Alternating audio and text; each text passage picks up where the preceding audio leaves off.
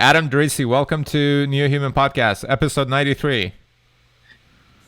93, huh? All right, Yeah. sweet. Thanks for having me. I appreciate it, bro. What does that number mean to you? It seems like you're kind of a person who looks a little deeper into things than general public. I don't. Yeah, no numerology on my side. Okay. Yeah.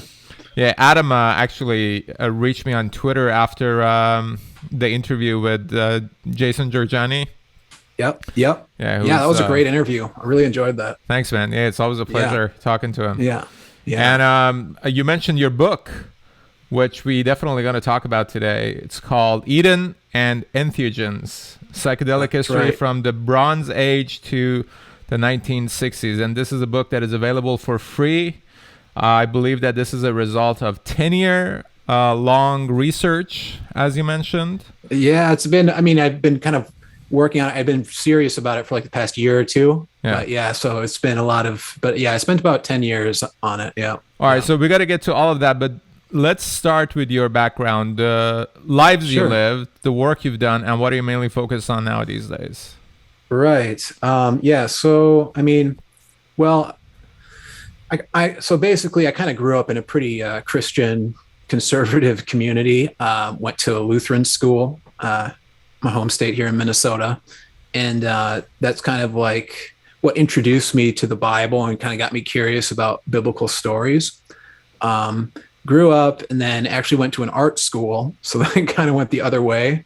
And basically I studied music for a while. And and then so after graduating from art school, I was just like, I don't know, kind of disaffected with just a lot of things in society and a lot of things that I just didn't agree with about the way our country is kind of going. And so I kind of became more conservative after graduating from art school. And I don't know, been kind of back and forth between the two. And that's kind of like my educational background, I guess. And then since then, it's basically been, I just kind of do a lot of like reading and a lot of research on my own time. I'm a kind of independent. So I'm not like, I don't have a publisher. I published my book independently on the Internet Archive. And so basically I do things myself pretty much. And so I work jobs, odd jobs, and do stuff like that. And so, that's kind of my background, I guess. What year was it that you graduated from art school? That was in 2010. 2010. Yep. Yeah, it seems like that period is a period of red pilling for a lot of people, an awakening for a lot of people. I mean, Bitcoin came in 2008, and then 2012, 2013 seems like a lot of people began to waking up to, seeing outside of this matrix, because this is what it is. Totally. Yeah. I mean, Alex Jones was definitely part of my waking up journey for sure. You know? Because I mean, he was an animated guy, and it was just so bizarre. I just thought he was such an interesting dude. So it's a meme factory, walking meme factory. Totally. Yeah, totally. Yeah. Well, I found it interesting. You shared a meme with me earlier today, and kind of paving the way for this interview. Basically, I was thinking about how I can describe it to people who are listening and not watching it. And like, meme doesn't need to be described, it relayed a meaning that you were basically surprised that somebody would say that, yeah, bro, come and talk about your book on my podcast. When are you ready? Right. Yeah, exactly. Yeah. Because I reach out to a lot of people, and I see, I just kind of throw it out there. I'm like, look, I wrote this book. It's kind of working with Terence McKenna's ideas. You might be interested in this. And so I don't hear back from a lot of people basically. But I send it out there at least just to put it out there. So when I do get a response, I'm always just like super excited about it, because I think, I don't know, I just think Terence McKenna is a little bit like under-regarded as a kind of, as a serious thinker. I think, he's kind of in kind of meme territory right now, like in the kind of popular culture. He does have some kind of like, he gets some accolades from people like Rogan and stuff, which is good.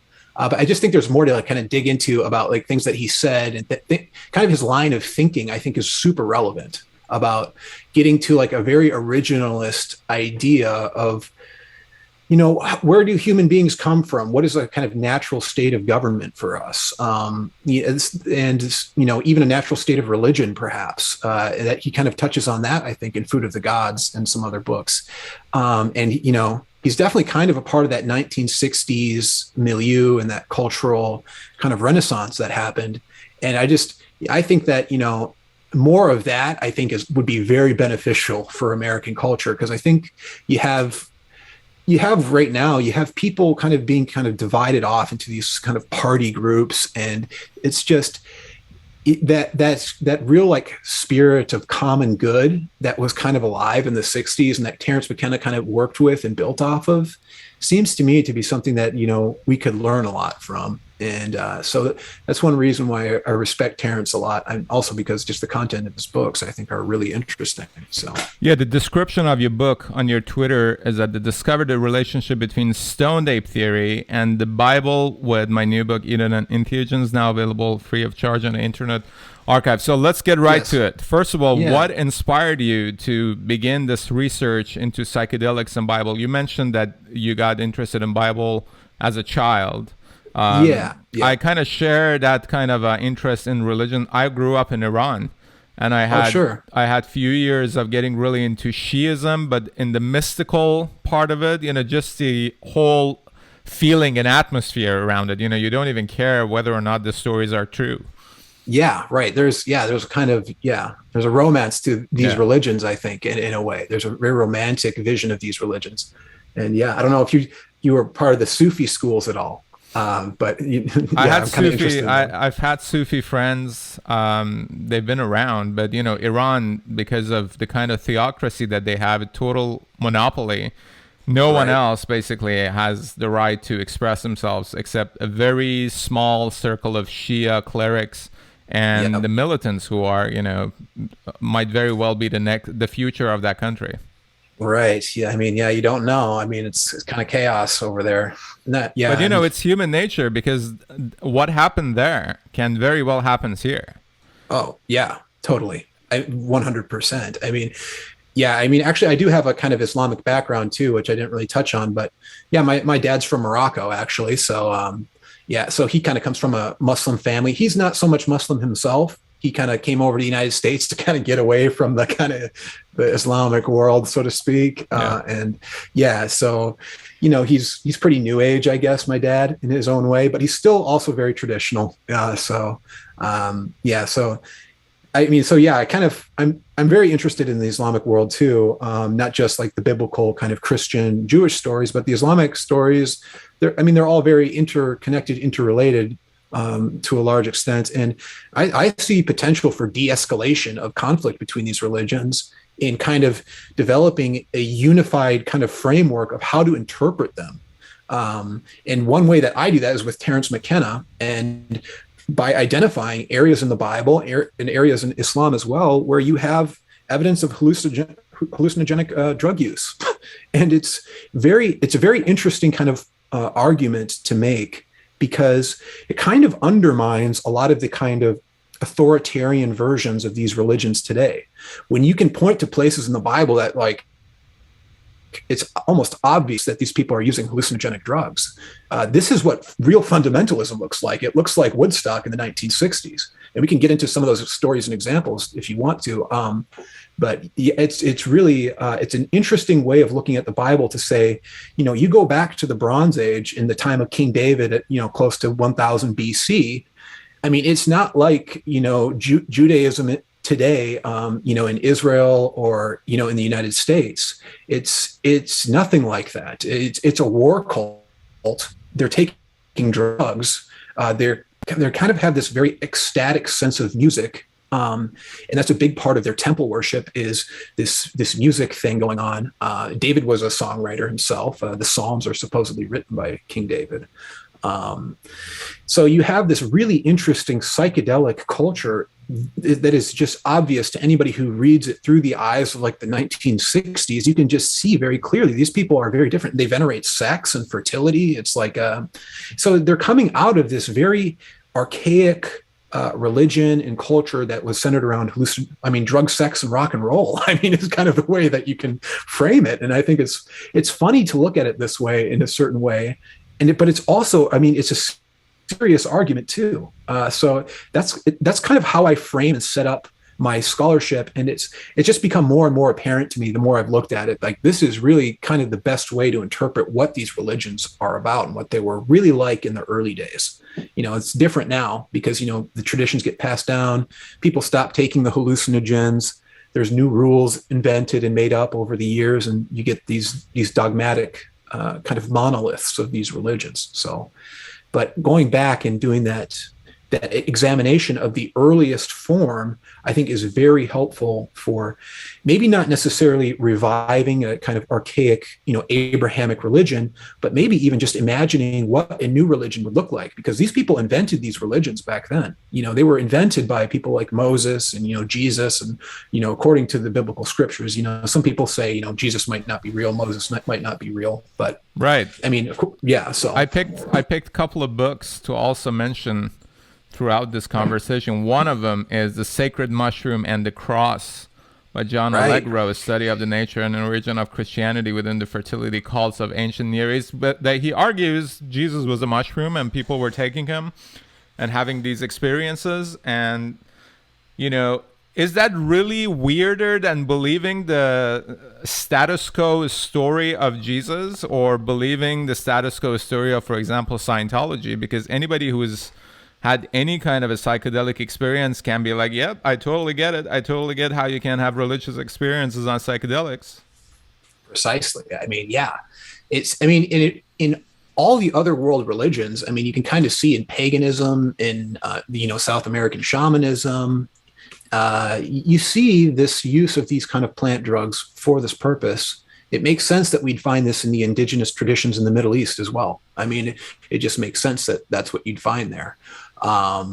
So, I mean, for me, that's what I've seen. The Sacred Mushroom and the Cross is very interesting. I do have a piece about that book in my book as well. I have a minor dispute with Allegro and R. Gordon Wasson. They kind of hyper focused on a particular mushroom, the Amanita mushrooms, if you're familiar. They're the red mushrooms with those white spots on them. Right. They're kind of associated with Santa Claus and kind of Northern European. Yeah, I was going to say pagan. A very significant role in culture all across, basically. Yeah, right. So it's kind of a European mushroom that Europeans are very familiar with. So when you get these European scholars going to the Middle East and looking at the Dead Sea Scrolls, looking at these things, what they end up doing is they kind of associate it to a mushroom that they're familiar with, and which is the Amanitas, because that's kind of common in their kind of cultural milieu.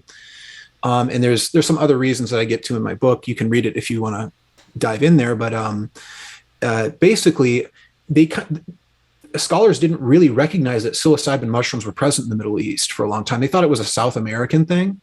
And so all through, the 50s, 60s, 70s, since Gordon Wasson went to South America, they thought, okay, these are South American mushrooms. They're different. But actually, they're all over. They're in India. They're, in Indonesia. They're all over the place because these spores can just travel. So, yeah, so it's very likely that the mushrooms talked about in the ancient Jewish and the ancient Christian tradition might actually, they might have had amanitas, but they might have also had psilocybin mushrooms as well. And there's probably allusions to opium in various places as well. So there's this big kind of drug concoction actually that was relevant to that region and to that area at that time.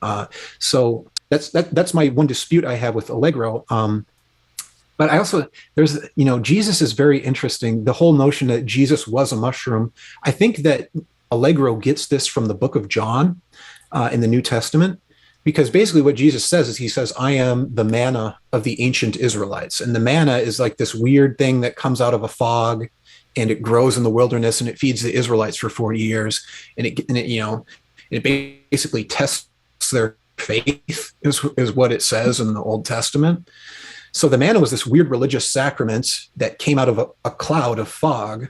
And that's really interesting because, well, that's actually the conditions that are necessary for growing psilocybin mushrooms if you're in a warm, moist climate. So they really do a lot to identify that, basically all the environmental conditions around them were suitable for growing mushrooms. When you read through Exodus 16, I do a really detailed analysis of this in my book. So you probably have this. So Jesus saying, I am the manna, I am the mushrooms that the ancient Israelites used to eat in the wilderness. In some way, I think he's actually tripped out on drugs. If this is a real recording of something that he actually said, I think he's like trying to explain his trip in some way, and he's just losing his mind. It's kind of the way that I frame it. A lot of New Testament is like that. Yes, exactly. Yeah, it's just like, and that's what these mystery traditions were. Like the mystery schools in the ancient world were these kind of processes and these banquets where you would go and take psychedelics with a group of people, and there'd be some kind of theatric performance of some kind where somebody would give some kind of like rhetorical sermon or speech, and it was meant to communicate like secret information about what was going on, and kind of this occult kind of form of communication. It seems that Jesus was doing something like that. So he was kind of personifying in some way. He's saying, I am the mushroom. You have to eat of my flesh. You have to drink my blood. He's like speaking as if he is a mushroom, right. If that makes sense, you know? Yeah. So like, I don't think it necessarily negates the possibility that Jesus was a historical person. On your last episode with Jason, you guys brought up, I think it's Apollonius of I don't know if I'm going to pronounce it right. Yeah. Apollonius of Tyana maybe is what it is. I believe so. Possibly it was a syncretism between multiple personalities compiled into the Bible. The New Testament, in my opinion, is like the least historically credible of the three Abrahamic religions, because it's produced by the Roman Empire, which was persecuting these rebellious Jews, basically, that Jesus was kind of intermixed with. So the credibility of the New Testament to me is the most suspect as a historical document. The Old Testament and Islamic literature, I think, are more credible. So I kind of focus more on that as far as my thinking is concerned. Yeah. Yeah. Islam has this forever sword basically on top of Quran, that anybody that changes a single vowel, that's basically a crime, and it's the biggest sin you can commit. So it has stayed the way it has stayed after I think the third Caliph who took power after the Prophet. He basically, because there were different versions of Quran, he gathered all of them, burned all of them, and there was one that had remained as it is right now. Right. Since you mentioned Jesus and we were talking about Jesus and psychedelics and all that, there's also a claim that Moses was high on DMT when he saw the burning bush. And the problem is that, let me mention this also, that in Iran, a religious authority has considered psychedelic to be medicine and said that it's halal as one of the clerics. But you can totally see why there is a push all across in order to keep psychedelics away from individuals, because there's a huge difference if you're even going to read the Bible, even going to read the New Testament, when you're experiencing some kind of a psychedelic state, rather than every Sunday go to a church, and this is the outcome of it, that more and more people are turned off by it. And like, I'm not going to go, I have thousands of channels, and you cannot catch up with that, because I'm not going to get my morality from you, because there are other people who are more famous than you, and I look up to them. People have lost belief because you can't really force people to believe in something that they cannot experience. And I think this monopolization of experience is the biggest crime that has done to humanity. That, hey, you believe in Jesus, you believe in New Testament, go and read it, but have the kind of an experience that will take you out of this frame that you call self, that you identify with, right? Yeah. Yeah, definitely. I mean, I agree with those sentiments that the church today is not, it's not even what it was 100 years ago. Yeah.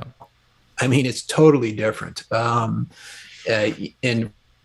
you could probably say that for all three of the Abrahamic religions, with technology, with these new personalities, these new leadership figures in our society and our culture, in the direction of our culture, which is gravitating more towards personal experience, and probably, really psychedelic drugs. I see this happening, almost everywhere I look. these forms don't apply to this kind of paradigm in a big way. What you're saying about, how, people have other authorities and other leaders that they can look to outside of the church that seem to be more credible. I think of Joe Rogan and Terence McKenna even as kind of classical religious figures in a way. Because one, they take psychedelics, right? So they have had that real personal experience with some kind of divinity. And also because, they kind of frame things. They intellectually frame things and communicate. And that's really a big part of what the church did and has done for, thousands of years, is framing the current political events and goings on and happenings in any empire, and trying to help direct the course of action of a community in some way. Yeah, creating a narrative. Creating a narrative. Yeah. And it worked out good in some cases. For example, the Protestant churches in the early colonial American states, the Protestant churches preached out against the British Empire and these authoritarian systems of control. So there are some cases where the church really kind of served its purpose in a meaningful capacity. But it seems you could make arguments, I think, both ways. There are some areas where the church is kind of really trying to step up and kind of get some level of justice for, at least for conservative people in American society today. But I think that they're not really totally doing enough, because I think it's very surface level appeals to religion. And there is not a really deep appeal to like what the core of religion is. And I think in order to get there, you have to include some kind of conversation about these psychedelics, because it's always been part of this, despite the fact that it's been swept under the rug to a large extent. And that at least that's my view on it. So, yeah, I agree. And they're not going to go away. Like, they've been around there's no way. Much longer than we have been. And this entire, we've talked about stoned ape theory a couple of times on this podcast. Right. You make the connection between stoned ape theory and creation of religions, basically, which basically can be extended into creation of cultures and societies, because all of these have been built in one way or another on religious foundations, especially in Western, modern day Western kind of society that we're talking about. The stoned ape theory, for those who don't know, is a theory that human brain, correct me if I'm wrong, human brain evolved faster than the rest of our body. And the main reason for that is that we started munching on psychedelics, basically, and have those kind of experiences. It's a theory by Terence McKenna. It's a sensible theory, if you think about it. Now, you can expand from that, maybe psychedelics have been planted here by some other species or extraterrestrial, and anything is a possibility, right? Yep. But what is the connection from the point that we start munching on psychedelics until we're creating a concept of God, that there is a higher authority? Because based on my knowledge, the oldest that I know of, the evidence of it was found in this cave in France that was made into a documentary, Cave of Forgotten Dreams, I think, by Werner Herzog. That it's like 30,000, 35,000 years ago, and they found the first symbology of people worshiping some kind of a higher authority. Right. It's an interesting question. How does the idea of God come out of these psychedelic experiences? It's an interesting question. I don't necessarily know if I can answer it. What I might say is that, the general experience of psychedelics, how you could describe it in some kind of semi-scientific way, I think would be to say it creates a kind of internal kind of like biological singularity for a person. Basically, your senses kind of get all mixed up in a way, and you kind of perceive everything all at the same time, and you don't have your filters on, basically, that, say, okay, this is that, this is this. You're mentally kind of incapacitated in a way, and you're not capable of making any kind of value judgments or doing anything like that. And so what happens is you get into this, what I would call a direct confrontation with reality. You're really seeing reality for what it is when you're under the influence of psychedelics is one way of looking at it. And sometimes that reality can be terrifying. Sometimes it can be very enjoyable. It kind of depends on who you are as a person and how you're going into it, the mindset you're bringing to it. But the thing that I think most people experience is they get to this point where they see that everything is somehow connected in our world, and you become open to this idea, I think, of a kind of vast depth to the world that you can't understand.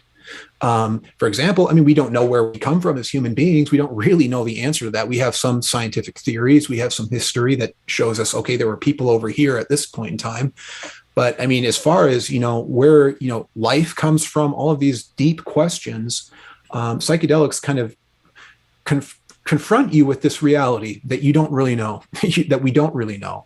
And that there has to be some kind of, I think, author behind this. And I think that it's a natural conclusion for people to come to when you see cause and effect, in your ordinary life. Well, something had to cause us to end up here. So you kind of come to this kind of this conclusion that there is something behind nature that is orchestrating everything that we do in some way. When a lot of the language with, for example, the psychedelic community in the 1960s, I find very similar to language you find in the Abrahamic religions about submission to God, right? When you take trips, you got to let go. You got to let the thing take its course. You can't try and control it, or you're going to have a bad time. It's the same way with, the Prophet Muhammad, is all about, submission to God. I mean, he sounds like he's giving advice about how to trip in some way. So that's one way of looking at it for sure. And Muhammad, especially, in my opinion, has all of the cultural indicators of somebody who's taking psychedelics. But just to briefly close this up, one thing I would say is that how stoned ape theory makes its way into the Bible, I think, is actually pretty linear and pretty straightforward. So the way that people stumbled upon these drugs in the earliest form was basically when they were hunter-gatherers. They were hunting livestock. They'd track the animal and they'd look at the poop and they'd see, oh, there's some mushrooms growing here. And then they'd eat these things and they'd kind of get a physical invigoration out of it. The fight or flight response gets kind of invoked, and then they continue their hunt. And, so it became part of this hunting ritual, and this part of feeding your family and doing all of this. This, I think, was very clearly carried over into the nomadic lifestyle of the early Israelites. They had cattle. They were domesticated by the time we get to the Bible, but they had cattle. They were pooping everywhere around them. They probably came into contact with these mushrooms, and there's areas in the Bible where you can say it's pretty clear that they did. Exodus 16 is really the best example we have. So where religion comes from, it's these people who are taking these drugs, I think, and basically they have these imaginal experience where they're visualizing everything in the world, and their sensors are kind of removed, and they can really see how things work.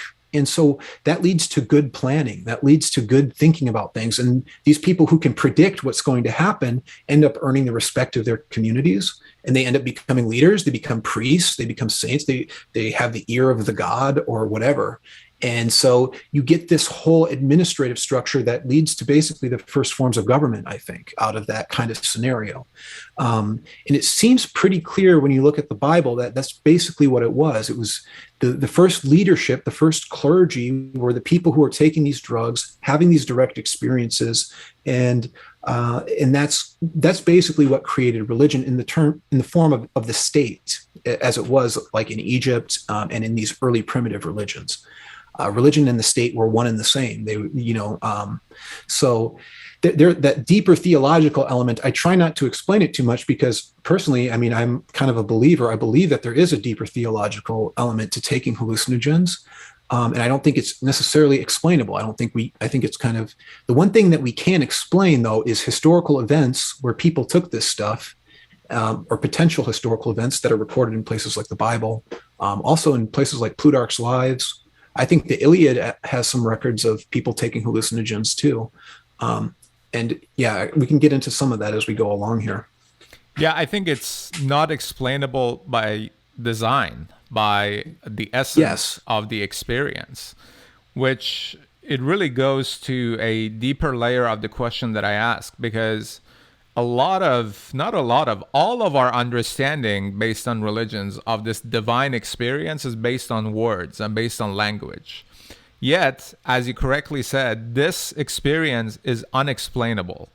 This is something that I talk to my girlfriend a lot about it, that I don't even see the point of trying to describe, for example, a DMT experience, because language don't belong there.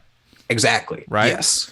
So Precisely. the question is, if people were having these divine experiences before the invention of language, so this concept of a divine being, a higher power, higher being, must have been developed before language was developed. Because we're using words and language in order to dumb down this experience, to try to describe it to people who are reading it rather than doing it, right? If this is the case, then we are committing the biggest crime against humanity by not allowing people to experience this divinity that belongs to not only all of us, to everything. It is everything. Right. Directly. But you see exactly why this is happening, because if you can't have direct experiences, then you don't need a priest and, all these kind of people, most of whom are crooks and businessmen and basically those merchants around the table that Jesus decided to, mess their shit up, basically. Yeah, right.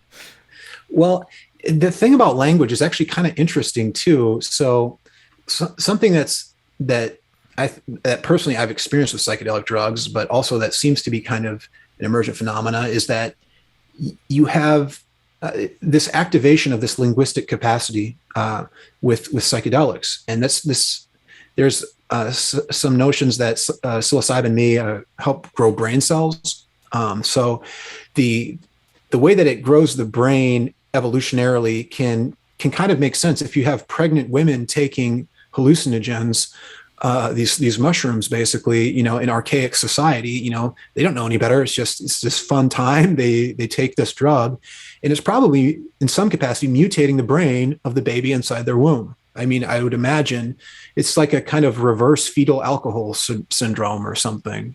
So, but as far as language is concerned, what you have is these hominids being born with perhaps larger cranial capacity, larger brain size, and they take these drugs. They probably continue this tradition. And what happens is you're exposed to this very deep and inconceivable reality. The natural impulse, I think, for us as human beings, as living things, is to categorize and understand what it is we experience. And the way that we do that is by developing terms and language and things that we share in common, and we relate with each other about what we experienced. So language, I think, probably emerges out of that chaotic experience as an attempt to try and explain some part of it. So not necessarily, and I think that's virtuous maybe to an extent to try and explain a piece of it, but you have to recognize you're not going to get the whole thing. You're just, it's not going to happen. I'm sure people will be wrestling with this, what the psychedelic experience is. I mean, if they choose to, they'll probably be wrestling with it forever. But I basically, as far as my book is concerned, I just focus on history, because you can look at history and you can point at texts and you can say, this might have happened here, or this might have been going on here. And when you can textualize things like, for example, the Old Testament of the Bible, and you pull out, sources from ancient Egypt and, the Amarna letters, and you kind of combine everything and you put it in the right historical context, you can get a really deep picture of what was going on in the Old Testament. I mean, it's kind of been shocking for me personally. I was surprised as I was writing my book. I'm like, why hasn't anybody done this yet? I was totally shocked. Please describe this as in depth as you possibly can, the relationship between Old Testament and psychedelics. Yeah. Oh, well, there's a lot of building blocks. So the way that I write my book is very linear, very chronological. It starts from the beginning of Genesis and it just goes through the stories, and I touch on the big important pieces. Basically, the way that I frame it out in the beginning parts is that the first couple books of Genesis are kind of mythologies. They're stories about, Adam and Eve in the garden, and you kind of have this mushroom story going on there. And then you also have Cain and Abel, which is basically a kind of polemic that's basically agriculturalists versus nomadic hunter-gatherers, basically. And basically, Yahweh, or El, the Abrahamic God, doesn't like agriculturalists. He refuses their offering. He banishes Cain, and he sends him out of the city. And Cain then becomes jealous, and he kills his brother Abel, who's a nomadic pastoralist who God loves, or whatever. It seems to me it's a very simple kind of primitive form of propaganda that says, look, the hunter-gatherer is the lifestyle that you want to have, because they're not beholden to these emperors and these pharaohs in Egypt or whatever. They don't have to, break their back working the land for somebody else. They get to just have their cattle. They live out on the outskirts of civilization. They get to relax, take it easy. And this is the kind of way of life that is pleasing to the Abrahamic God. And also, part of that is probably the fact that you have mushrooms growing out of their poop, and that's their sacrament. And that's part of this whole ancient religion that goes back to Terence McKenna and the stoned ape theory. It's this partnership society with cattle, with women, and with mushrooms, basically. And you see that partnership society carry on through the whole Old Testament. You see it everywhere. If you're paying attention to it and you're looking at it through the lens of Terence McKenna, you see that there's a veneration of fertility. Abraham's given the promise by God, you're going to have lots of kids, you're going to have a lot of sex, and then you have the promise of, you have the relationship with cattle throughout the Old Testament. The Israelites are nomads after they leave Egypt. They live with cattle and they live in the wilderness, quote unquote. And then you have, so it's the women, fertility, and then you have the mushrooms. And there's a couple different places where the mushrooms really assert themselves as a very plausible explanation for things. And the most obvious one is the manna, which is described in Exodus. We talked a little bit about this. But the manna appears basically as soon as the Israelites leave the agricultural civilization of Egypt and they revert to a nomadic lifestyle. That's when the manna appears, which is very interesting because it's consistent with everything Terence McKenna talked about how cattle-oriented societies would develop partnership relationships with these drugs. And so the Bible is very consistent with things that Terence McKenna said. It's really remarkable. It just all makes sense once you realize this is a nomadic society of people who are living on the outskirts of civilization. And Moses is actually trained by this priest named Jethro. Shuaib, he's called in the Arabic tradition. And his training is Jethro's a shepherd, so he has flocks of sheep, and Moses takes care of these sheep. And again, the sheep poop and the mushrooms grow out because they're in a fertile area that's warm. Those are the conditions for growing psilocybin mushrooms. When Moses has his vision of the burning bush, I don't consider that to be a DMT trip. What I think was happening is while he's looking after these sheep, he ate some mushrooms, and then he walked over to this bush and he had this hallucination. Because the way the Bible describes it is that the bush was burning, but it was not consumed by the flame. So it's not literal. He's having hallucination quite literally. He's already tripping by the point he approaches this bush. And then after that, he has this visionary experience where he basically sees the future, is the way that the Bible describes it. Yeah, they might have retroactively went in there and written the future into that experience. But basically, this seems to me like the moment where he kind of develops his strategy about how he's going to get the Israelites out of Egypt is under the influence of these drugs. And it's this very interesting liberatory message. And the psychedelics kind of inspire Moses to basically set out by himself with nothing into Egypt to basically start these negotiations with the Pharaoh and say, look, the Israelites, we're done working for you. We want our own nation. We're our own people. And we're done. But he doesn't phrase it that way. He actually phrases it and says, I want to go with my people outside of Egypt to have a religious ceremony for 3 days. So he's basically just trying to get them out of Egypt across the Red Sea, and then they can just establish themselves as a nomadic society, because he had been experiencing that and living that lifestyle since he was kicked out of Egypt after he assassinated some Egyptian slave driver, basically. So it's this interesting political story that is like fueled by mushrooms, as far as I can tell.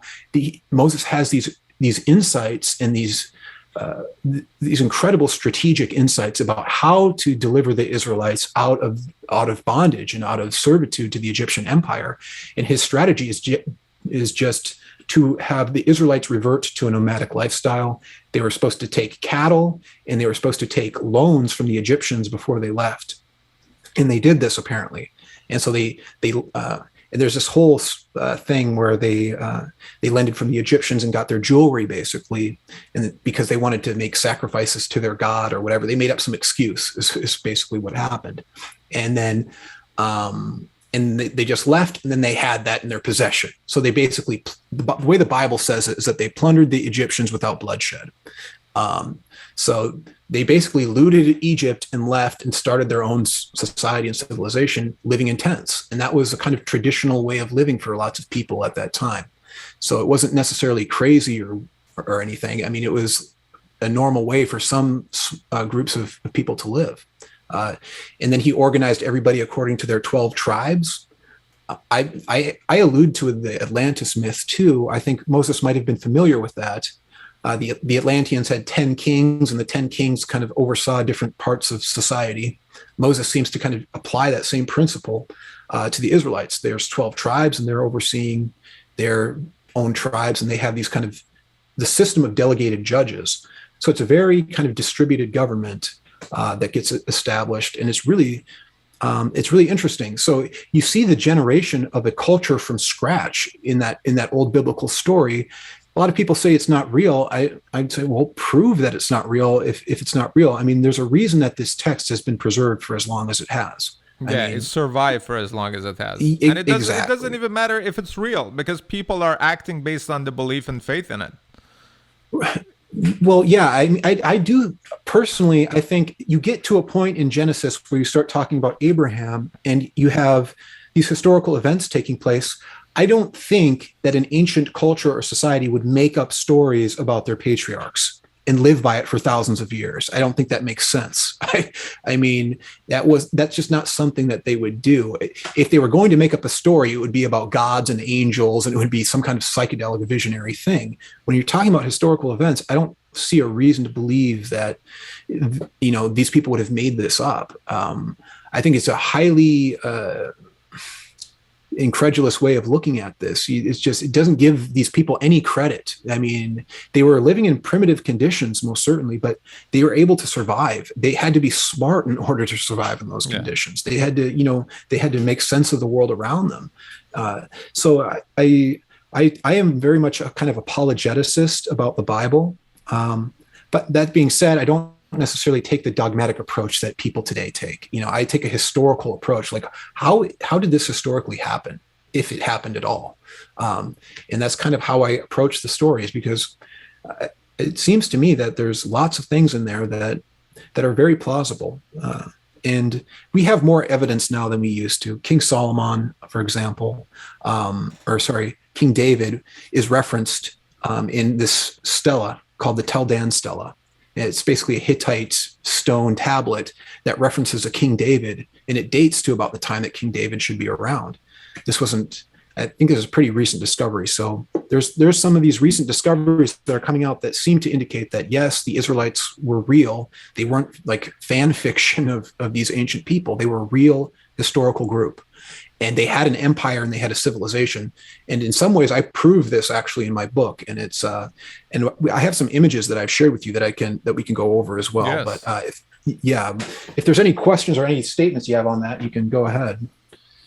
Well, there are a couple of things. First of all, the entire psychedelic experience and psychedelics as substance, to me, it makes sense that they've been preserved as some kind of a exclusive or exclusivity throughout history, because it's being considered knowledge, the source of knowledge. Right. Yeah. So it's not necessarily what Bible or any other book, whether fact or fiction, is talking about. It's also how it's being defined, and how the people who define those concepts and stories and lessons and all those things and teachings, how they're being pushed by a group of people who have been setting and driving a narrative that you're saying that it's been discredited very viciously throughout, our lifetime, definitely. But this is a narrative that has been being built since really the Enlightenment to Yes. minimize the role of saying quote unquote God, because we don't really know what it is, because a lot Right. of people have capitalized on the definition of it, so they can't just take power, right?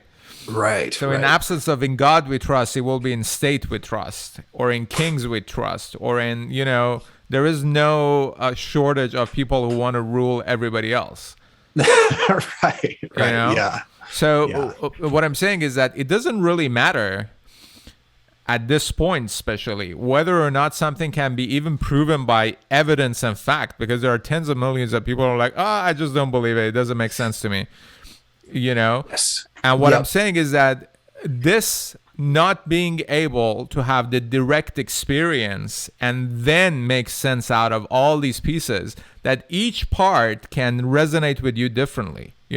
You go and read the Bible, part of it resonates with you. You read Bhagavad Gita, part of it resonates with you. And out of all of that, you create that raft that Buddha is saying. You build a raft, you cross the river. Once you cross the river, you don't need a raft anymore. Right.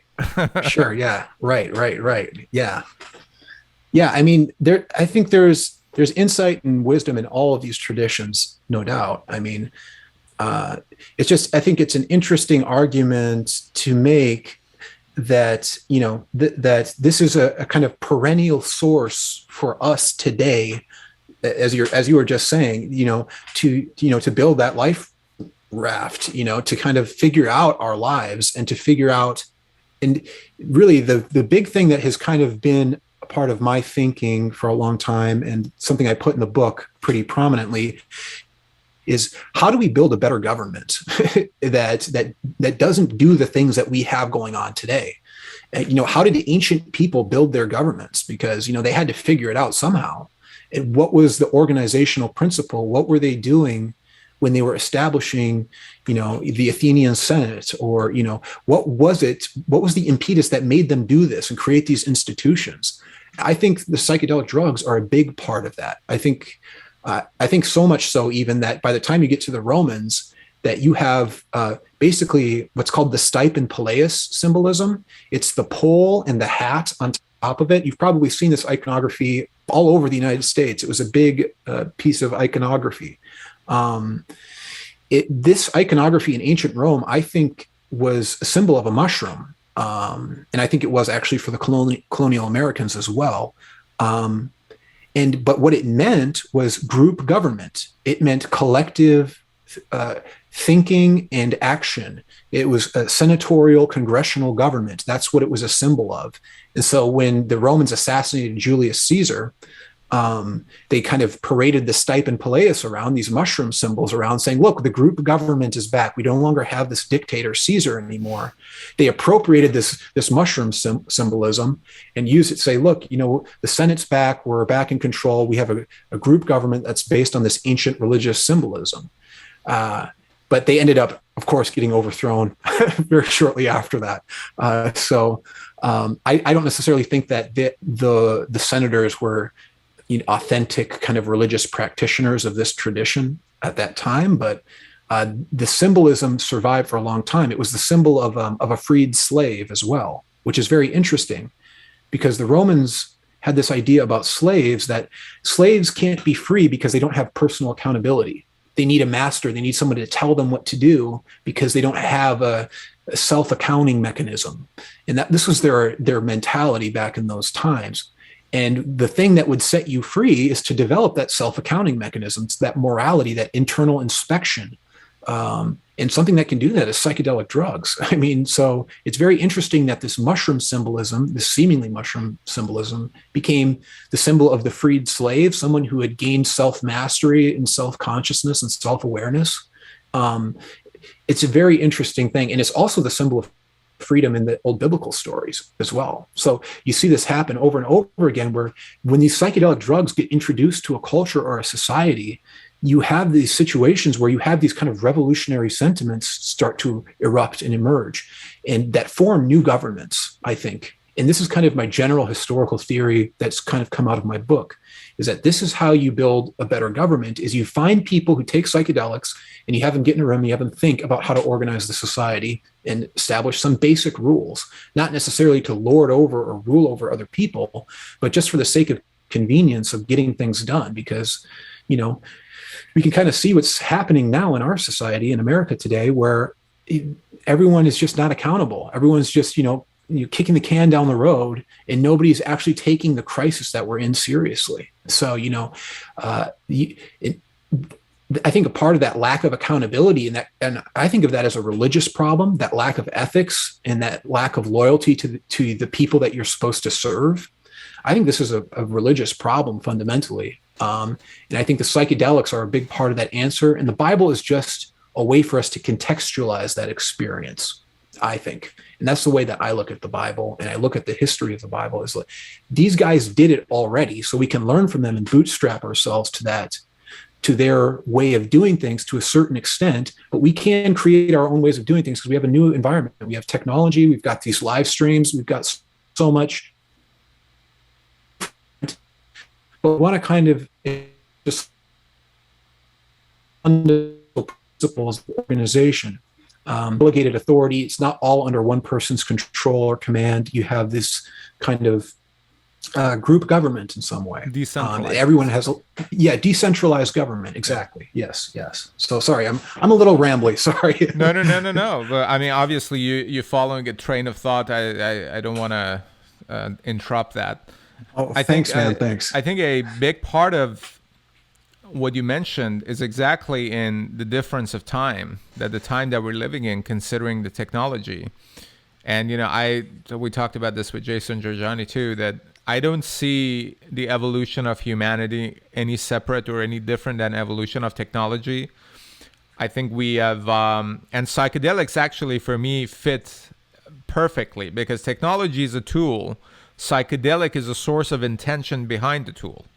Yes. How to use it. And I think the biggest dilemma for humanity, exactly going back to this duality of religion, good and bad, right and wrong, is that at the core of it, it's not this or that, good and bad, right or wrong. It just is. And how you shape it and use it, and, whether or not you reach your objective or not. That's how it's been, right? And the time that we're living in right now, when I talk to people, for example, like, I don't think democracy is a efficient system of governance anymore. And they're like, well, so what's better than that? Fascism, communism? I'm like, well, the thing is, we might not even know the system that we need for this time that we haven't ever experienced it. We can't just go through the same bucket of recycled stuff and pull one out and like, okay, let's try this. Then let's try this. Let's try this. It's not working. Yeah. And that's why it's falling apart. It's just based on lies and deception and corruption. Yeah, it might be a creative effort and endeavor for us to figure out what a new system looks like that works in our time and, for our needs. But religions are basically, they're value systems, and they're ways of prioritizing your values. And so, I think in some ways we do have to, in some capacity, reconstruct some kind of a modern religion of some form. And I think actually it's already happening in a way. I think places like the Joe Rogan Experience are a place where that religion is kind of being birthed. Right. And you have this kind of orientation around psychedelics, around masculinity, around a few other, science to a certain extent, in your diet and your health and your well-being. These, all of the lecturers and all the people that go through his show, I mean, are a lot of bright people. And, that's kind of our priesthood in some ways, and a lot of our podcasters are a part of our priesthood in some ways. They're giving us condensed information that we can use and apply to our lives that hopefully improve our lives in some capacity. And in some cases, they're the one area that people aren't going into because nobody wants to get in trouble is, how do we fix the government? And also because it's also an extremely complicated question and an extremely complicated problem, and I don't think anybody has all the answers to how to do that. But I think it's an important question to ask and to talk about for sure. This is also a problem of how to define the we.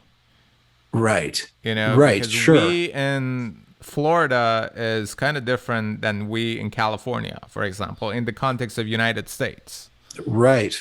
Some Right. people want more control and authoritarianism and tyranny because they think that, for example, with respect to this virus, there is a way that you can defeat the virus, you know. And Yeah. some people really do believe it. And people who don't believe it and lead and have access to resources, they just capitalize on that and like, okay, we're just kicking, as you said, kicking the can down the road and keep changing the goalposts because this is an unreachable kind of goal. And at the same time, you see some people that are like, just leave me alone, man. I got guns and I got land. And if you come to my land, I'm going to shoot you with my gun. Right. I I don't know. When I look at American history and I look at I've been doing that more as I'm kind of writing my second book that's a follow-up to my Old Testament kind of history book. I've been looking at American history and I'm really impressed by the founders and how insightful they were. They were remarkably insightful. And they had a very limited, they had a sense of keeping the federal government fairly limited. The jobs that it had basically were defense, so the military and the currency. There was an attempt at creating some kind of a universal currency that was managed by the Congress. And other than that, the states generally had their kind of right to make their own decisions.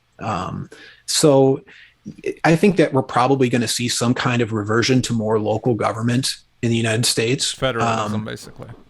Revival of federalism. Well, I don't know about a revival of federalism. I think the opposite, actually, like where you're going to have like even county governments might be very different from their neighboring counties in some cases. Right. Like if you live in a city or if you live in a rural area, I think you're going to have a lot more regional policy making. And we're kind of seeing that actually with policy around COVID and all of that. So I think you're going to see more regionalism happen. But it would be nice to have some kind of federal framework where we can generally agree on some kind of fundamental principles of what the federal government's supposed to do and what their job is. And, back in the day, it was the military, the defense of the country. Everybody agreed that you wanted to keep the powers of Europe outside of our country because they were all crazy monarchists. And, everyone really agreed on this. And so all the states could kind of agree to kind of fight off the encroachment of the British Empire and keep them basically in Canada because they couldn't get them out of Canada, but so yeah. That was kind of how it was. Yeah. So I'm sorry. By revival of federalism, I basically meant revision of federalism because there is some kind of federalism. Yes, a revision, certainly. Yes, a revision. Yes. What's interesting? Simplification. Simplification, dramatic simplification. Yes. Because if it's not simplified, I really don't see any reason why big tech wouldn't take over the role of government. Right. And it kind of has in a lot of ways. Yeah. So I don't look at government as they're like, oh, break up the big tech. They're not going to do that. And they have this idea that they can run them and they can ride them basically according to their intention and priorities. I don't think that's smart either. The new power and new source of resources basically is data. It's not oil, it's not gold, it's data. You see this currency that it's going to disrupt the hell out of US dollar and Chinese central bank digital currency. They're all decentralized digital information, pieces of information, cryptocurrencies and Bitcoin. Right. Yep. Yeah, there's interesting potential and possibilities there too for I imagine that we're not very far away from, a kid in his garage being able to build a system of government on his computer.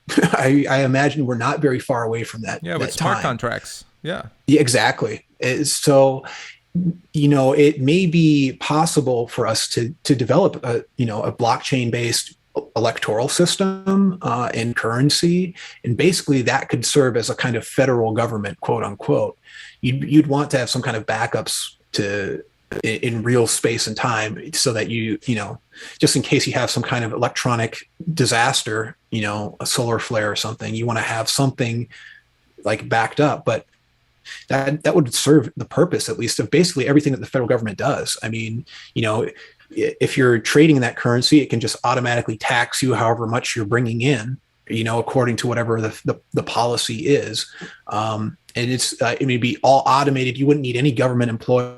It would cost basically nothing. I mean, there's a potential for some amazing stuff to happen with this technology. So it's really interesting. There's lots of opportunities, but I think the biggest area where we have problems in our society is basically in terms of ideology and in our divisiveness as a country. But what the founders would have called faction. And it was something that they were very against. They were against the party system, actually. They didn't want to have political parties. A lot of them were very much against forming political parties at all. They wanted people just to run their personal merits for office. And that was kind of it. They didn't want there to be these warring parties and this divisive internal fighting inside of the country. But inevitably, it happened. I mean, it seems like a natural outcome of tolerance and diversity as ideology, because perhaps you shouldn't be tolerant against intolerant people, and diversity has no place for people who are against diversity. You can't be like, hey, we accept cancer because it's just natural, so well, I don't really understand how any nation can survive when you have. And I'm saying it as an immigrant. I've been living here 5 years, 4 years. Right. I live in Canada 11 years.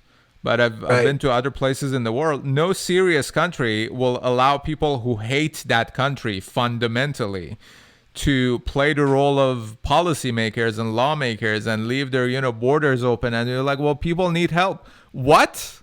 You cannot treat a country and a nation like this and say that this is a serious country.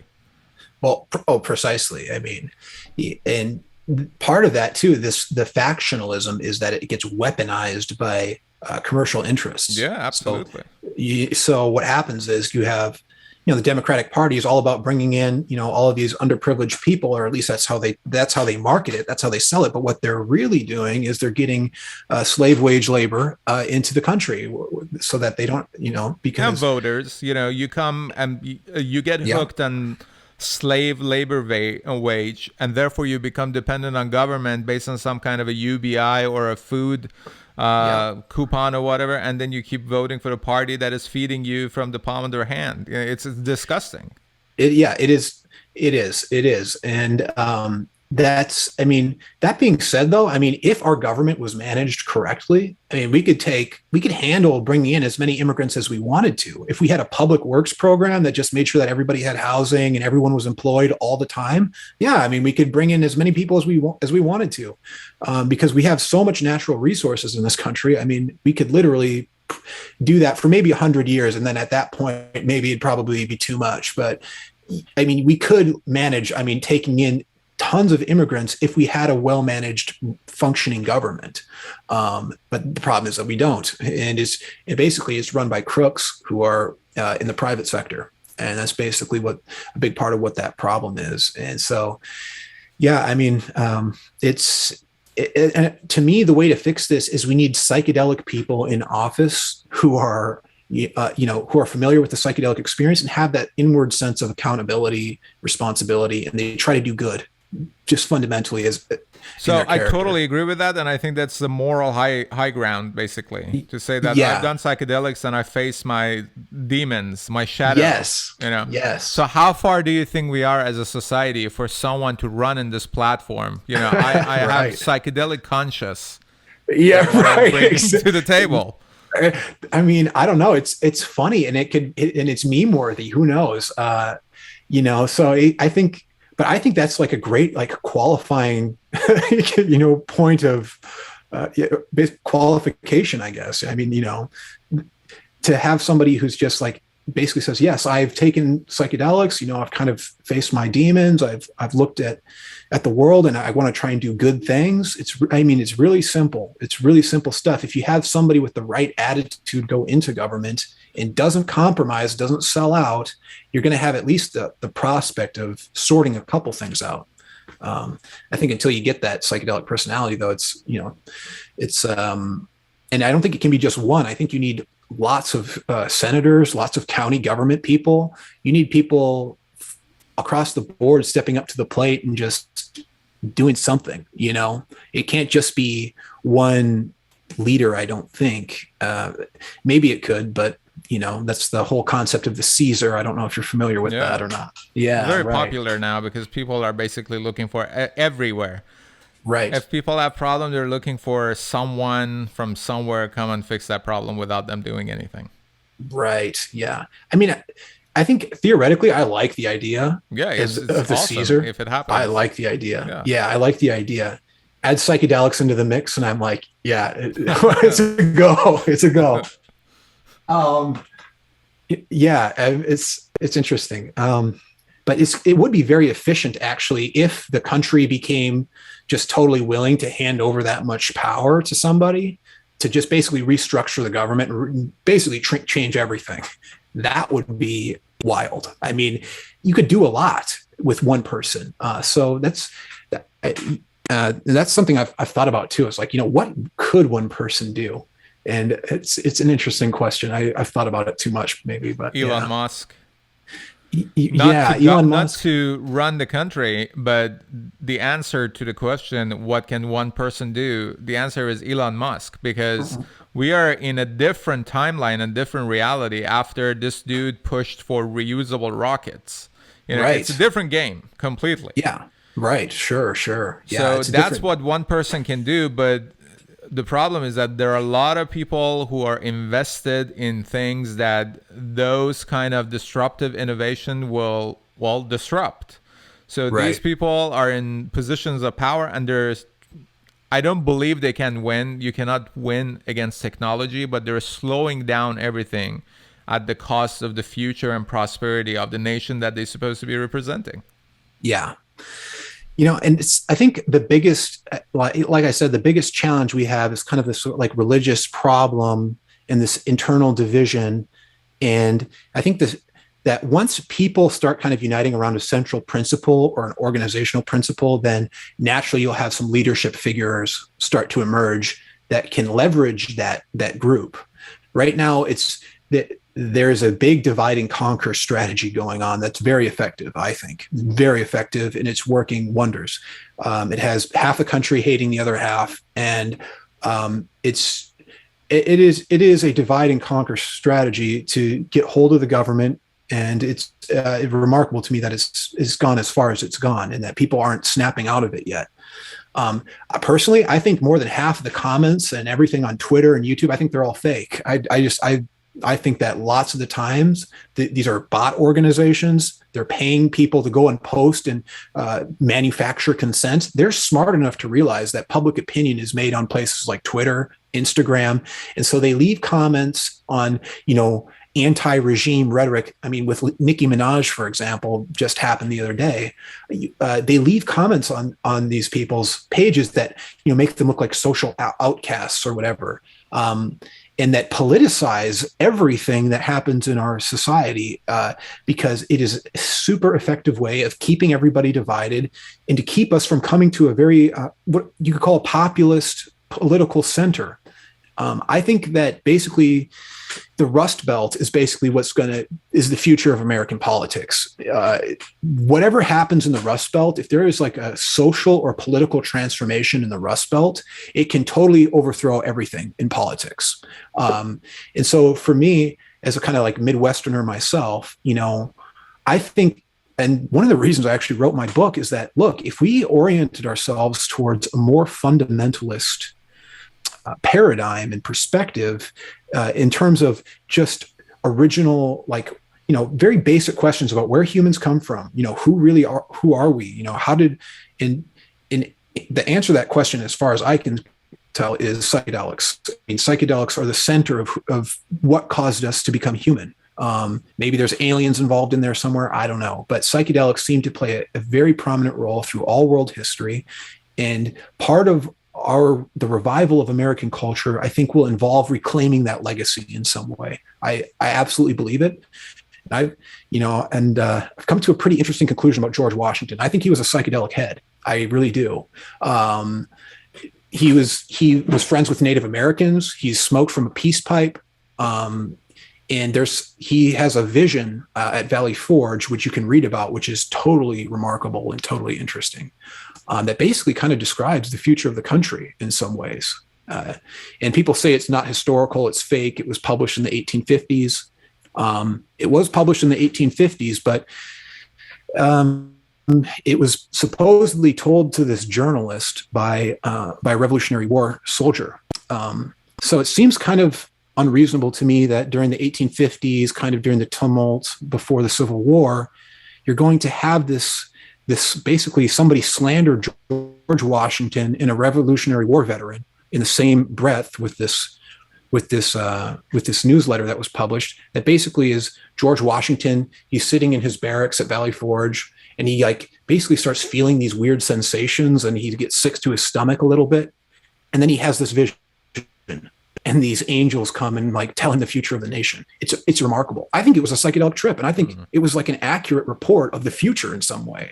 And I can't explain why or how, but I think that that's part of the mystery of this stuff. And it's been used for divination for a long time, and probably because it works if you do it the right way. I mean, I don't know if we necessarily know how to do it the way that these people did in the ancient times, or maybe it's just blind luck. Maybe just every once in a while you just get a glimpse into some kind of quantum reality that allows you to see some kind of potential future or something like this. I think this happened with George Washington, and that's going to be in my second book that I'm working on. You can read the story of Valley Forge if you're interested in that. It's a remarkable story if you haven't read it yet. Yeah, I think a lot of people get into psychedelic experiences with some kind of a preconception or some kind of a bias. They've already made a decision about what is enlightenment, what is God, what is all these things, and they go with that kind of an expectation into the experience, and they get something else, and they call it like a bad trip or whatever. They do it a couple times, they don't do it again, or they keep doing it with kind of that bias in their head all the time that, hey, I got it, I'm enlightened, I know God. So they start creating their own communities and tribes. You see people wearing the same kind of clothing, listen to the same kind of music. But there's also an approach that it's like a feedback loop, right? You're in this reality, and then you have the kind of a psychedelic experience, which is a mirror into, who you really are. And then you come back, and it's like again, technology and humanity kind of an evolution that you evolve with and because of it. And at some point you got to realize that even psychedelic is a tool. Because if that is becoming a god itself, then I think you haven't got it, because it's the experience of what is, rather than holding on to anything, whether it's religion or culture or your identity or psychedelics or anything like that. And that's the dilemma, really, that the core of these kind of thing is in a way pointing away from the conventional understanding of government and governance that we do have. That there is a group of people who are going to be in charge of things, and it goes way closer to what you're describing, the more of a regional, like localized kind of a structure. But it's a system that we have to develop based on our technology and our understanding and our objective in this time. Right. Yeah, and I have a lot of hope and faith in the younger generation. Just because, one, they're growing up with the internet. They're growing up with access to lots of information, and they can see through the propaganda and the bullcrap. That's a good, that's a really good sign. Things that I see online of just the way kids talk about the government and how they just have no trust or respect for it is very good, as far as I'm good, because that's going to lead to some kind of really radical transformation at some point. It's going to end up there, and it's going to happen. And also the fact that they're, open to people like Joe Rogan, and, that they're getting this education on Terence McKenna and the role of these psychedelic drugs and their potential role in ancient history. This is going to train up and raise up like a new generation. They used to call it the indigo children, the 90s, right? I really think it's a phenomena. I think it's going to really have a huge impact on our cultural footprint in a way. I think that we're just getting into the stages where it's going to be the case that you have these indigo children kind of leadership figures who really start getting serious about like leading the government and doing things like that. because really that's what psychedelics were for, all going back into antiquity. The reason that, the priests of antiquity took this stuff is because it gave them insights into reality. They could anticipate trends. And a big part of how they do it too, which is something I get to in the book, is that they regionalized it. They had these ceremonies at temples. So you'd have all these people come from all over, and they'd have these trips, and then they'd explain what they saw in their visions. And that would kind of explain subconsciously like things that they thought and how they perceived the world. And you could kind of build this map of like what everyone is thinking and the direction that society is going in. So it was this very advanced map making ceremony, I think, is what a psychedelic trip was in a group. It was, so you'd have these conversations with people, and, that's what confession was when it came to priests.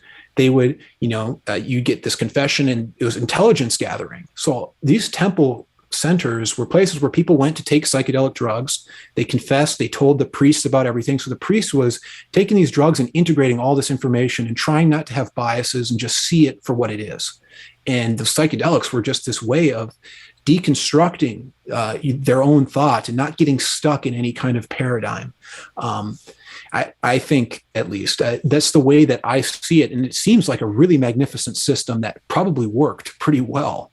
And another thing that I kind of talk about in my book is that classical architecture actually is probably more ancient than ancient Greece. It probably goes back to these Semitic and Anatolian regions, and that I basically trace one really big archaeological site to King Solomon. That is considered to be a Roman site, but I trace it to King Solomon, and actually, I'll just say it's Baalbek. I think Baalbek was the temple of King Solomon in the Bible. And I'm not the only person who thinks this. There's lots of people in Lebanon who just say this. This is what the oral tradition in Lebanon is. It's that Baalbek is the temple of Solomon, and they also call it the Tower of Babel. And so the Eurocentric view that has been applied to the history of the Middle East has erased so much history. It has erased so much. It's remarkable. And it's also kind of mycophobic, because the Anglo-Saxon world is kind of very historically afraid of mushrooms. So this has caused us to totally black out a piece of this history that is, I think, absolutely integral to the proper functioning of society. What is the cause of that fear? Well, one is that some mushroom species will kill you. They're used as poisons in some places in antiquity, and the British Empire probably had maybe a larger abundance, or maybe there were more assassinations that happened through the use of mushrooms. I'm not totally sure, but it's definitely an Anglo thing. And so when that fear just applied to the rest of history, you lose so much. It's really amazing. And Gordon Wasson actually touches on this about the mycophobia of the Anglo-Saxon worldview. And it's actually what got him interested in his scholarship. He was one of the first mushroom mycologists. Is that his wife was a Russian, and she loved mushrooms. She picked a bunch of Amanita musterias on their honeymoon and brought them like a gift. Like, look, we have these drugs we can take, and it's our honeymoon. We're going to go get wild and have a good time. And he just flipped out and he lost his mind. He's like, "Are you crazy? These are going to kill us." So that interaction fascinated him and basically started his career as a mycologist. Like, why the hell did I have that reaction? It was my honeymoon, and she wasn't like worried at all. So, and also I think that part of that reaction too is the psychological effect that these drugs have on some people. If you're not willing to let go of those cultural biases that you have when you go in, you're going to have a bad time. You're going to have a very bad time.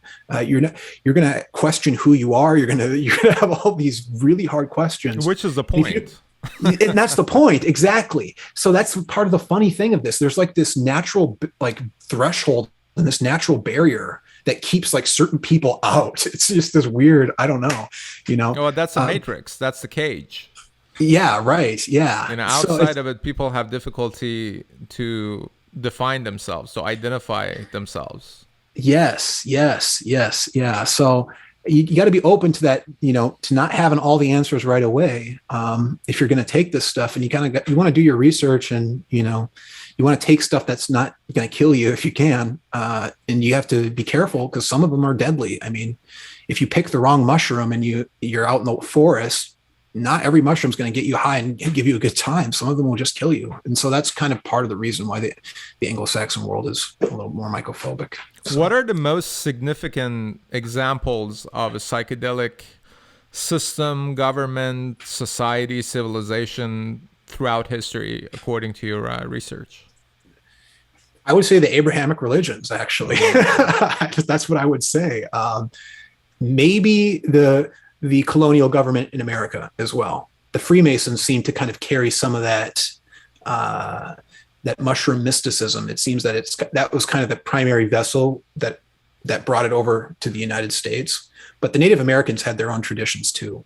But yeah, definitely the Old Testament government. Basically, the way that it worked is that you had with Moses, you had the tabernacle, you had the high priest, and you had the priests around the priest.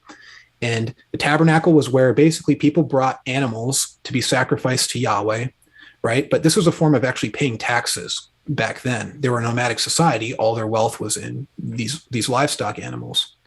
So what they would do is they'd bring this, and then everyone would have a feast on the Sabbath, right? I think it's Saturday for Jewish people, but it's not really correlated to our calendar, so it doesn't really matter. But every 7 days they'd have some kind of a feast. So all the poor people would be able to eat. It was a kind of a redistribution effort of wealth. And you could go to the priest if you had a problem, if you were a poor person, or let's say somebody committed a crime against you, you could go to the priest and they'd sort it out. The temple was a total governmental administrative place where people were taking hallucinogenic drugs. And that's just how the system worked, and it worked pretty well in those times. Obviously, we're not going to bring sheep to the White House and have them slaughtered and have everybody have a feast, because that's just not going to work for us today. But but as a model, it worked back then, and you can get those fundamental principles out of that religion, and you can apply it in a similar way. There was charity. There was some form of charity, and Islam does a good job of this too. They established the zakat. At least in the early days, I think that Islam was largely corrupted pretty on, actually, and it basically became very non-psychedelic, very authoritarian, very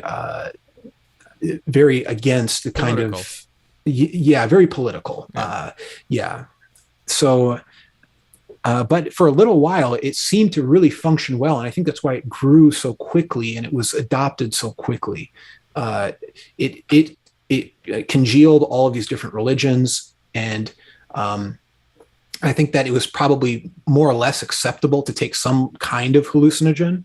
When you look at Arabic art and Eastern art, very clearly has hallucinogenic influence. The arabesque is these infinitely repeating patterns. Very clearly something that's inspired from these kind of fractal geometric figures that you can see under the influence of these drugs, as far as I'm concerned. And you have drugs like Syrian rue, particularly in Iran, still commonly used as an incense. It's kind of got an antidepressive effect, but it also activates DMT.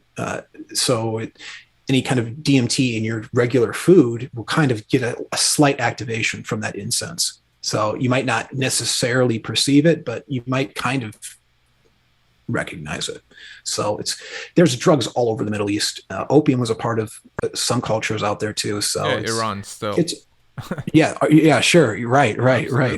It's coming right from Afghanistan. Right. Yep. Our next door neighbor was actually, when I was growing up there, he was smoking it, and he would come through our house through air conditioning system. And my mom was getting so pissed, and like, this guy is smoking opium again. No kidding. In some places, like southern cities, there's one place, Kerman, especially, that when you go to someone's house, if they want to respect you, they bring you tea and opium. And it's part of their, it's customary. Right, man. I mean, those are traditions that probably go back a while, I'd imagine. Yeah. I mean, yeah, that's because why wouldn't you do that? You have a guest over, you know, you get them loaded up and like having a good time, so they're not like judging you or like, you know, being an Yeah, you don't do asshole. that because, people who run the system, they're like, if you do this shit, you don't want to go to school or join the workforce because you're like, why the fuck am I doing that? I just sit outside and play flute and look at butterflies and watch Right. clouds go by. And it's a good way to live life. Right. Yeah, I mean, I personally, I take an attitude of like some moderation. You know, like I'm pretty moderate about my use, but yeah, I mean, it is I mean, it's just been part of human culture forever, and it's just ridiculous to have the taboos around it that have been around. They're going away now, thankfully. But yeah, I shared that article with you about how employers in the United States now are not requiring drug tests. Amazon is one of them. There's a couple other ones that are jumping on board with that for marijuana, at least. So, I know people from different countries who are, like, let's say from Iran. The dude knows the Farsi language and knows the cultural context and stuff. And therefore, he could be considered an asset for CIA. But the problem is he's done a little too much acid. Sure. Yeah. Right? So yeah. These are not good points of government because somebody who's done a lot of psychedelic experiences could be very useful to CIA, for example, the kind of perspective that they're bringing. But I know for a fact that they're saying marijuana you shouldn't have smoked for the past 12 months. I'm using CIA as an extreme example because they say it on their website. But other drugs, they're going to have further conversations. Like, I wonder what other drugs are. For example, they'll be like, what have you done? DMT, acid, blah, blah, blah. Okay, dude, we can't work with you. Right off the bat. Right. And FBI, as I mentioned, they were looking for hackers, but they couldn't find anybody who wasn't smoking weed. So they dropped that requirement. Right. Yeah. That's interesting. I mean, the whole Silicon Valley thing too, technology as this kind of extension of our evolution too, it makes a lot of sense. What you were saying earlier. Yeah. I mean, the people in Silicon Valley have been experimenting with these drugs. I mean, absolutely. LSD. I mean, that's where the hippie movement really kind of took off. I mean, the 1960s, and that culture has kind of been there in the subculture. I mean, the whole time. It's been going on for a long time, and that's something that it bugs me to high heaven when I hear conservative people go on these shows and just like talk about how, psychedelic drugs are a menace. Hippies were a menace. I'm like, are you crazy? Hippies created this world that we live in a lot of ways. Yeah, they got straight and they went to work and they, but they still, smoked joints on the side, and they still kept that certain kind of rebelliousness even in their character. And that's part of the whole startup culture is breaking away from that business world. And you get a couple people together with a computer and you write up some code and you create your own thing. I mean, this is like this weird, like hippie thing that emerged in Silicon Valley. I mean, it's totally like values from the 1960s applied to these startups that come out of these psychedelic drugs and this disregard for the official way of doing things and these kind of hierarchical authoritarian systems. It's people totally discredit, not just in American history, but also going back into antiquity, the profound role that these drugs had on the development of our thinking and the development of our governance and of our technology. I mean, it's really remarkable. I mean, I wouldn't be surprised if like more than 50% of like all technological innovations were from people who had some kind of drug experiences or something. Scientific discoveries. Exactly. Yeah. Because it gets you out of your head. It makes you think about things differently. And, it's a great catalyst for that if you have the right mentality for it, But it's also, it's good for recreation too, but it can produce a lot of good for society. And it's so annoying to me when these right-wing conservative guys just get so serious about it's ridiculous. And they're very blind, both about technology and about psychedelics, because, you don't have to go that far to see that more veterans are dying out of the battlefield here in the United States than they have died in battlefield. And a lot of it is because they don't have access to the right kind of medicine. There's a documentary made about these two veterans who came back, and one of them got hooked on, I think, opium, and they ended up doing ayahuasca. I think one of them did, or two of them did ayahuasca. One of them did MDMA therapy. And they're like, I can't believe it, that how much it has helped. And all those years that we got hooked on pharmaceuticals and all this chemical nonsense that, basically little by little destroyed us. Right. Yeah. People are waking up and they're seeing these alternatives, and people are talking about it too. Yeah. And so it's spreading the awareness that, the corporatized, way of doing things in America is just doesn't work at all. It just doesn't fundamentally work, and that there's other alternatives, and that really the 1960s, the people in the 1960s were onto something, but that whole revolution was put down. I think we almost had this kind of grand revolution in the 60s, but it was all put down by the CIA, basically by the deep state. You had JFK get assassinated, Martin Luther King, Malcolm X. A lot of other people were literally assassinated for having the wrong views and the wrong ideas, who worked their way into positions of massive social and cultural influence. I think that it's going to happen again, but I think it's going to be so widespread. And I think that the government's ability to muster some kind of militarized response to this is going to be nil.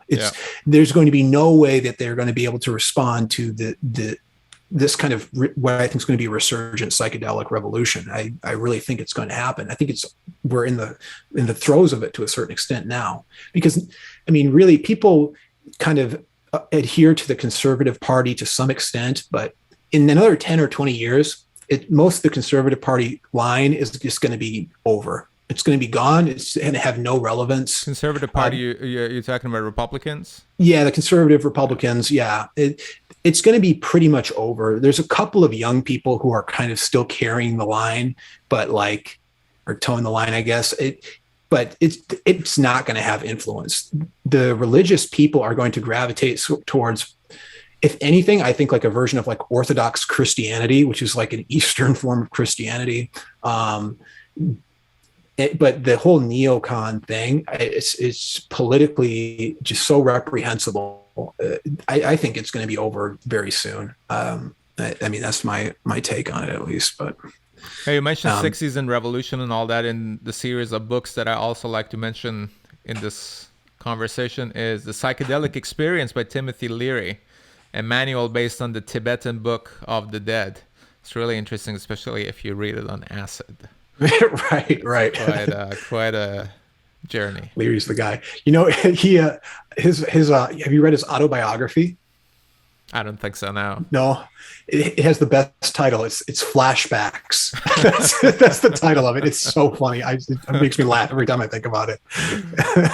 Flashbacks. Super funny. Do you feel politically homeless? Oh, for sure. In some way, at the same time, I'm not super political, I guess. The one way, watching these podcasts is very heartening to me. I think that it's not political yet, but there's a lot of podcasts, Joe Rogan, Jordan Peterson, Jocko Willink, these guys who are kind of, right leaning in some ways, but not necessarily. They're open to a lot of different ideas and ways of looking at the world. Yeah, they look right-leaning because the left has gone insane.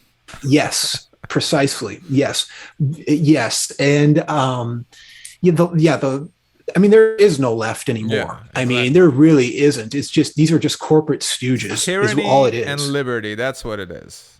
Yeah, it's amazing to me. I live in Minneapolis, so it's amazing to me what I've seen. It's just it's just amazing, how ridiculous the whole, BLM crap is. It's just so ridiculous. They're corporate stooges. This organization is paid for by these international organizations.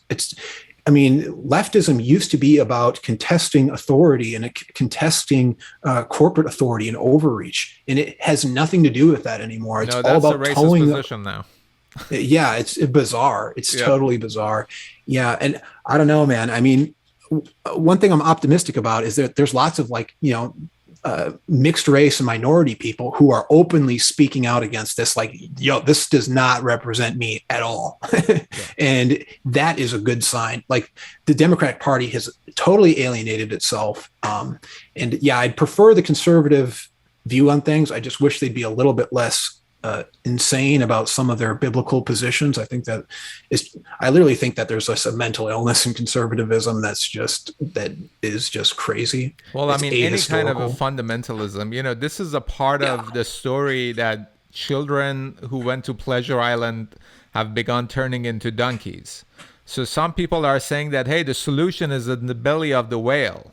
So we got to go back to the belly of the whale, which is, fundamentalism and all those things. But these people forget that Pinocchio and Geppetto got out of the whale by lighting the fire. And fire is a piece of technology.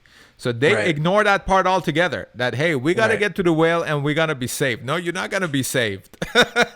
That's a problem. But when you hold on to something in this ocean of uncertainty that we're swimming in, you're holding on to it because you need a sense of identity, you need a sense of purpose, you need a sense of direction, ethics and morality. And I think that is completely outdated and broken, the way that we've treated it in a conventional sense of the way. And psychedelics, again, I'm not suggesting anybody to do it or not do it. I've done it many, many times for many, many years, and it's done wonders for me. But I also had experiences that I could consider, bad trips or whatever, but they were all get tough ones. It's all part of the puzzle. You realize that in hindsight that actually I'm glad that I went through that kind of experience. Exactly.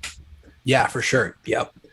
It's part of the process of learning how to handle it too. And because, especially those first ones, I think are real tough for people, because we're indoctrinated in our culture. I mean, we're totally fed bull crap. And so those first encounters you have with psychedelics are going to challenge you for sure, because it's going to show you how much our society is bullshit. I mean, at least that's kind of my reflection on my earlier experiences, was that it was kind of disassociative in some ways.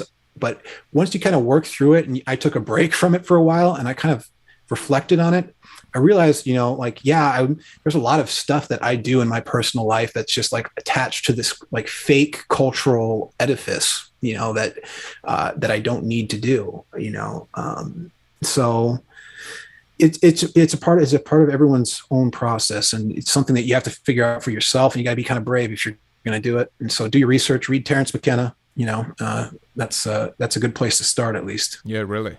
Terence McKenna and Alan Watts, I went through a couple of years of just these two. If I want to consider anybody as my guru, I don't believe in that concept, but these two would be it. It's just perfect. Yeah. Same. Yeah. Terence for me, for sure. Yeah. How old were you when you had your first experience, and with what substance? I was 18, and I took some LSD with a couple friends. It was pretty interesting. I was in art school, so it's it was kind of all around there. Yeah. And LSD I found to be a little bit more aggressive than psilocybin.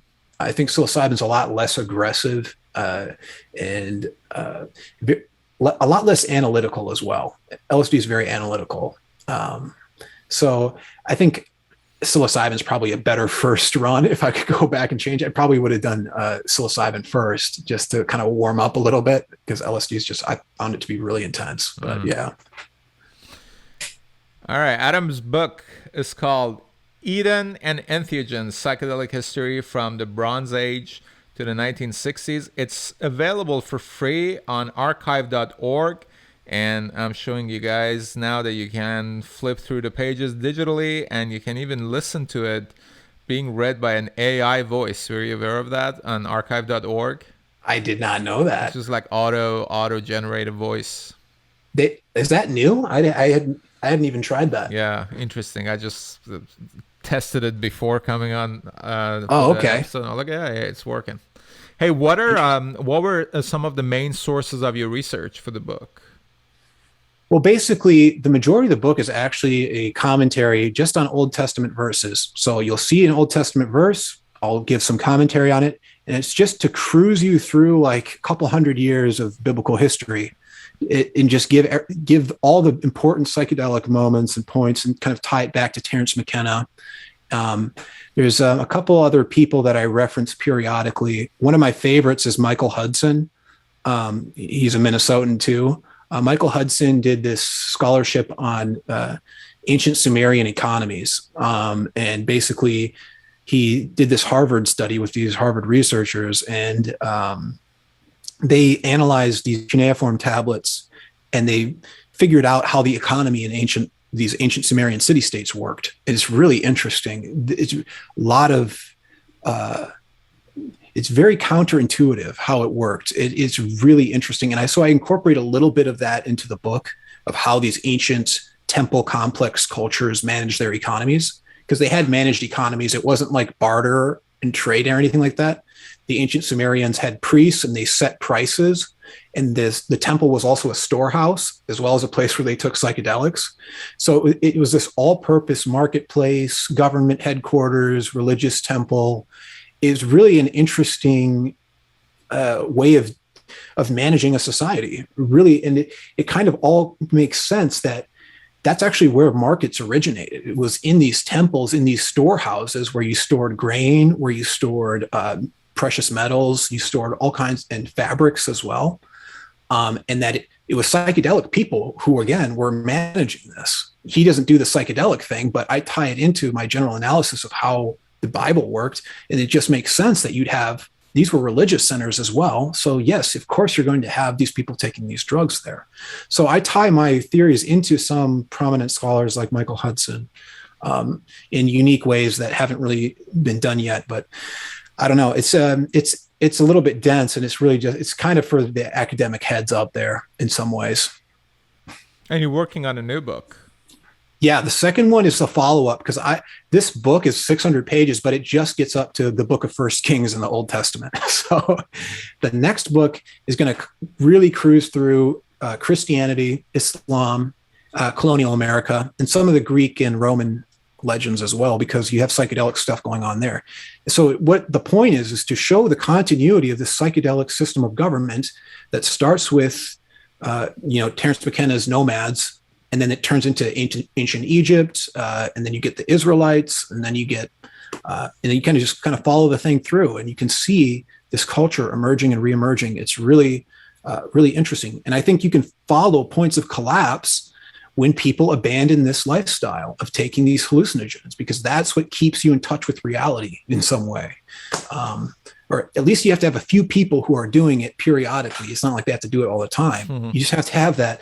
You have to have some people who are reevaluating things and saying, okay, wait, maybe we're not doing things right here or there or whatever. So once the society becomes decadent, they stop caring about that kind of self-reflective instinct. That's when you get collapse. So I think that's what we're dealing with today. So I think it's totally relevant to what our society is going through. Yeah. On the second book, so you're basically exploring the psychedelic systems of governance. Yeah, it gets a little bit more detailed, because as you move forward in history, you get more records and references. One of the interesting things that I found recently was Mormonism. A lot of people, South Park, for example, did all kinds of jokes about Mormonism just being like literally insane. This guy's crazy. He had visions. God was talking to him. But looking at it again, it's just remarkable. I mean, the guy had these relationships with these Native Americans. He had these visionary experiences, and it seems that he appropriated some of these interesting psychedelic symbols from the early colonial period. And he was very much about herbal healing. He had an herbalist in his kind of cult, and he was very much about herbal healing. And there's some sculptural reliefs that indicate some different psychedelics. So I'm saving some of that for the second book. It's really interesting, but you see it everywhere if you really look for it. This is at the center of these religious movements. And it's interesting. I mean, Utah now is like a totally kind of unique state. It's a Mormon state. It has has its own governing principles. It has its own religious sense of orientation. So you have potential to do something like what Joseph Smith did and recreate some kind of cultural renaissance with psychedelics. So you can kind of look at these historical figures and you can model some potential outcome of, of a new emergent kind of civilization. So it's kind of interesting to read through history that way and see those models, I think. Yeah, Mormons are very interesting because of the way that they define God. That, God is basically an enlightened man, so anybody can become a god. And because of that, they also have Mormon Transhumanist Association. Which, sure. Yeah. The more fundamentalist Mormons, they're not very friendly towards them. So it's not like they're united, but this definition of the core, their God, has allowed for a lot of different innovation, for lack of a better word, within that context, within that religious context. Right. It's such an interesting religion. I mean, some of the stuff that they believe is just so far out. Yeah. I just laugh every time. One of the things was, apparently Joseph Smith said that there were people living on the moon that looked like Quakers. Who are Wouldn't surprise me. He's like said the craziest things. Yeah. And I'm like, yes, exactly. I've thought about converting to Mormonism just because it's, just so awesome. It's so out there and so crazy. It's great. I think it's so funny. Hey, Adam, where can our audience follow your work? And you already said what's next for you, because that's also the question that I ask along with this one.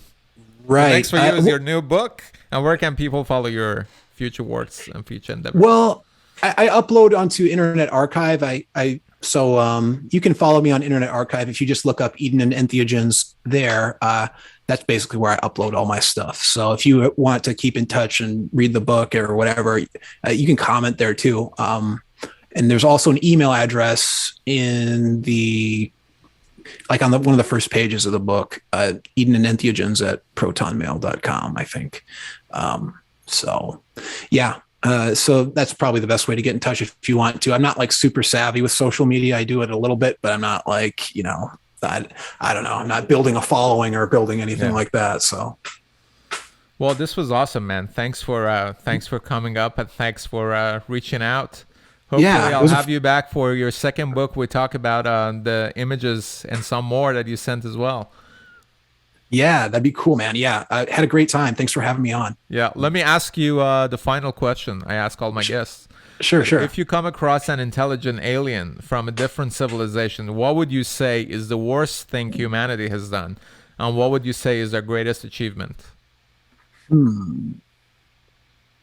That's such a hard question. I don't know, because I don't like to do the absolutes too much. But the worst thing, oh my gosh, just, I don't know, the past 50 years of American culture and civilization, basically since they destroyed the 1960s, I think is probably one of the worst things that's ever happened.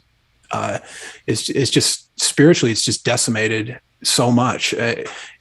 People are smart and they find a way to work around it, but yeah, there's been a really severe system of control in place, I think, basically since the Nixon administration, at the very least. I think it probably goes back a little further, but that's the worst. The best thing that we've ever produced, oh man, that's a tough question.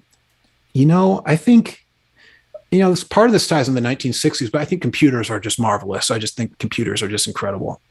So some of the coolest things as far as material things we've produced, I'd say computers, but also I might say classical architecture, because I love classical architecture. So somewhere in between there. Yeah. So.